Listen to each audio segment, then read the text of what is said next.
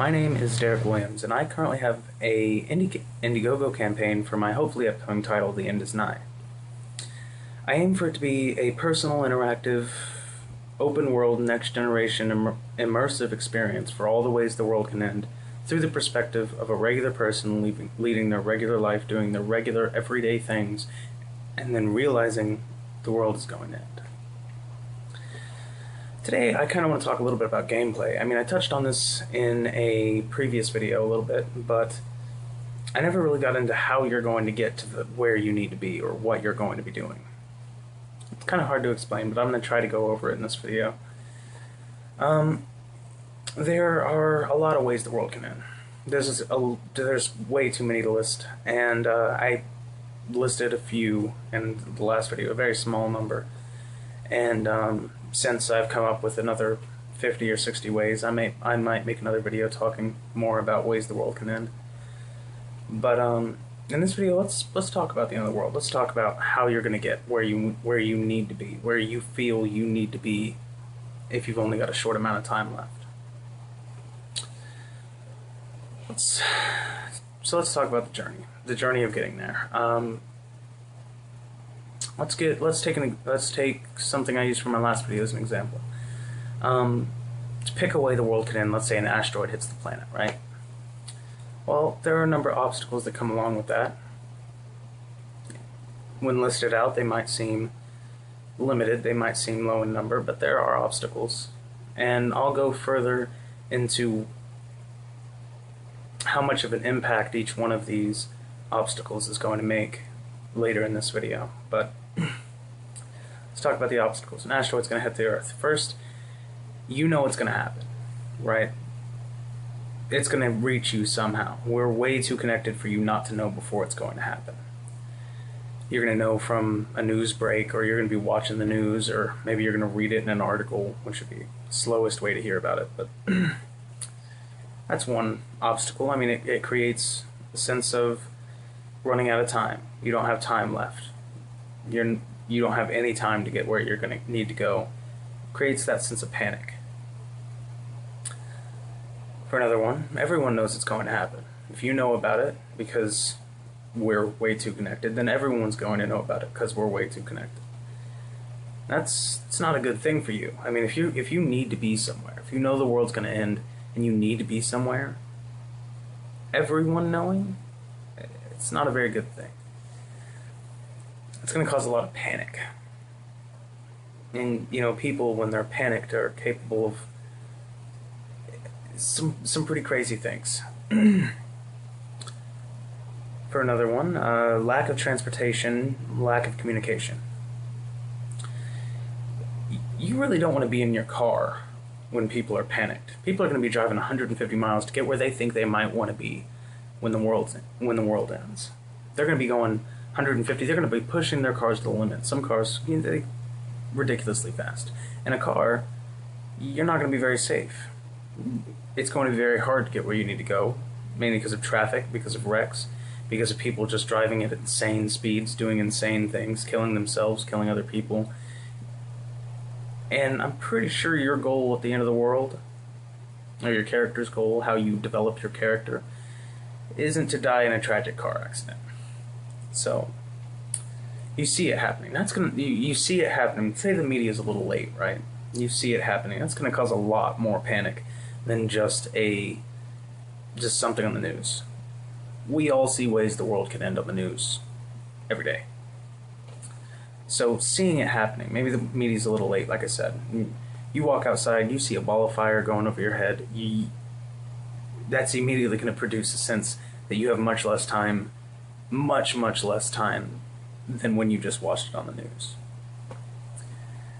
And there's going to be the immense heat followed by the immense heat from the explosion, from the asteroid itself.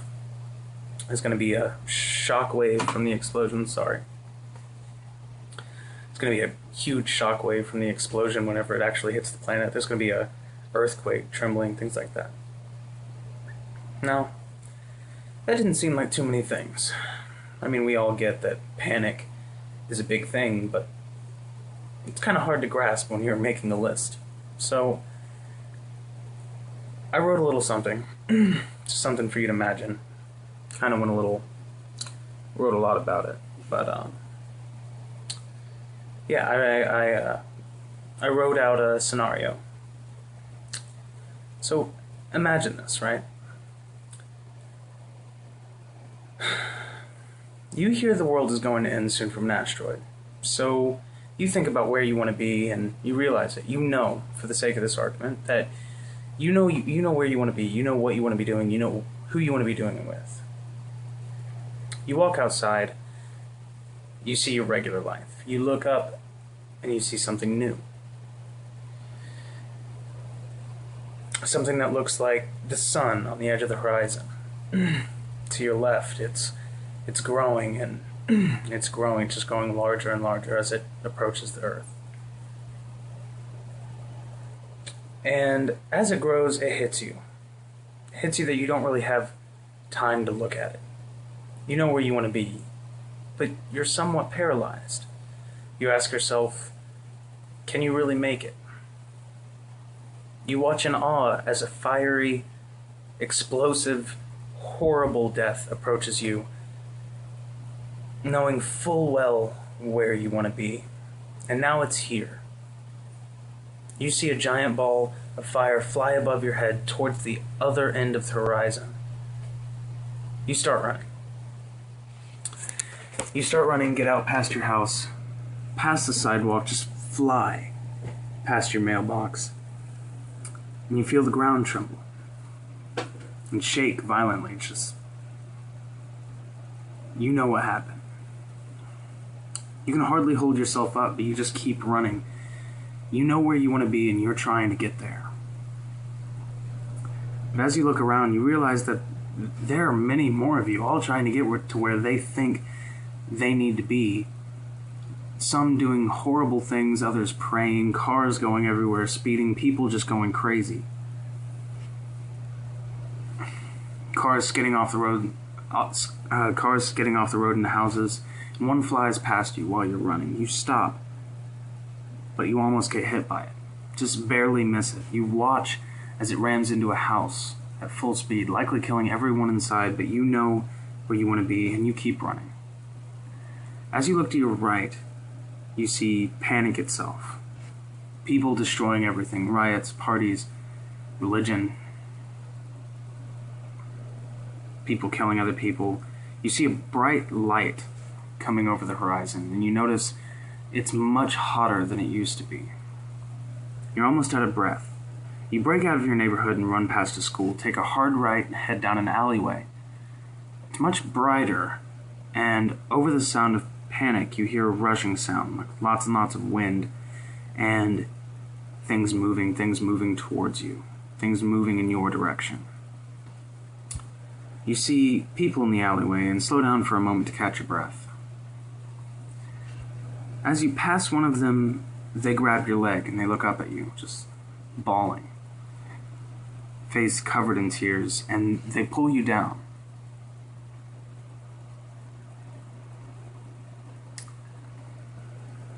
Screaming, "It's all over."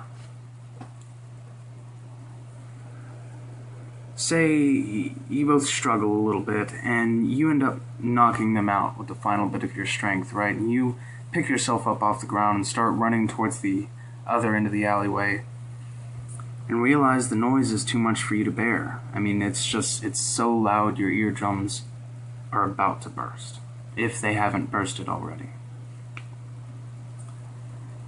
You turn around, and at the end of the dark alleyway, it looks as bright as if the sun were pointing just at the other side, pointing right at you. You look towards the other end of the alleyway, and it looks dark, as it should. And it's almost too hot for you to breathe. And you take a look up at the sky just to see pieces of the earth floating away. You look back at the bright end of the alley, and as the light grows too bright, you can no longer see or make out words, and it's far too hot for you to feel anything. Your nerves are gone. I mean, your nerves, they left. They're taking a day off. And the image of where you want to be what you want to be doing, and most of all, who you want to be with. It's burnt into your eyes as you and the rest of the world are engulfed in flame. Now, that's just a small glimpse, right? That's just something small to imagine. It's impossibly small. I wrote that in, I don't know, 5 minutes. Just to kind of give you an example, show you that while those obstacles may look limited, while they may look like they're nothing, they're easy to overcome, do you really think you could overcome them? Do you think you could overcome immense panic from everyone? Do you think you could overcome getting somewhere, maybe miles away, while the world is ending? While you can feel and you can see, you can smell, you can hear, you can touch the world as it ends?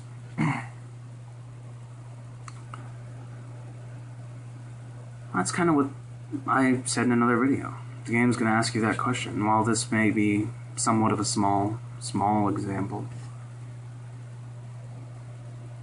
the game's going to ask you, can you make it? Can you survive? Can you make it to where you want to be, doing what you want to be doing with who you want to be doing whatever with before the world ends, regardless of where they are, or where that place is, how hard what you want to be doing is?